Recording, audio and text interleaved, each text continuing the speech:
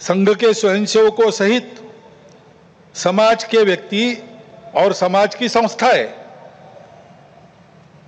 अभावग्रस्त वर्गों की निस्वार्थ सेवा करने के लिए अधिकाधिक आगे आ रहे हैं। समाज स्वयं को सक्षम अनुभव करता है और इसलिए कई बातों में सरकार के पहले पहल करके अपने सामने की समस्याओं का खुद ही निदान करने में यशस्वी हो रहा है। यह भी एक अच्छा लक्षण है और इसलिए ऐसे सब कार्यों में समाज का सहयोग संघ भी अनुभव करता है, अन्य ऐसे काम करने वाले संगठन और व्यक्ति भी अनुभव करते हैं।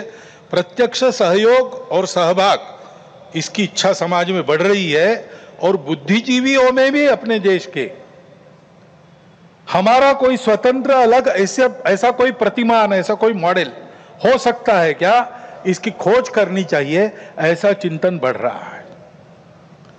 क्योंकि भारतीय चिंतन दृष्टि एक विशेष है। हमारे प्रमुख अतिथि महोदय ने जितने नाम लिए उन सहित स्वामी विवेकानंद से लेकर तो महात्मा गांधी जी, दीनदयाल उपाध्याय, राम मनोहर लोहिया जी तक, इन सब लोगों ने इस प्रकार की दृष्टि को सामने रखते हुए कुछ चिंतन दिया है। उसकी तफसील उसके अलग अलग होंगे, परंतु उसकी दिशा एक ही है।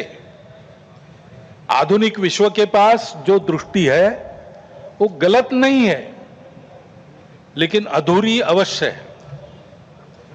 मानव का भौतिक विकास होता है, नैतिक विकास की ओर ध्यान नहीं रहता है। विकास होता है, पर्यावरण की ओर ध्यान नहीं रहता। विकास होता है, कुछ लोगों का होता है, कुछ का नहीं होता।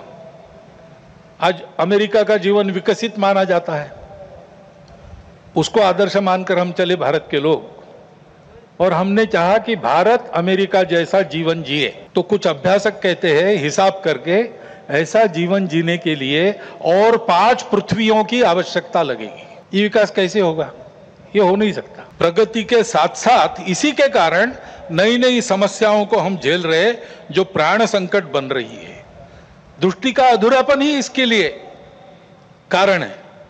हमारी दृष्टि है, हमारी दृष्टि भौतिक विकास के साथ साथ मन, बुद्धि और आध्यात्मिकता का विकास कर सकती है, करती है। व्यक्ति के साथ साथ मानव समूह और सृष्टि का भी विकास साधने वाली हमारी दृष्टि है।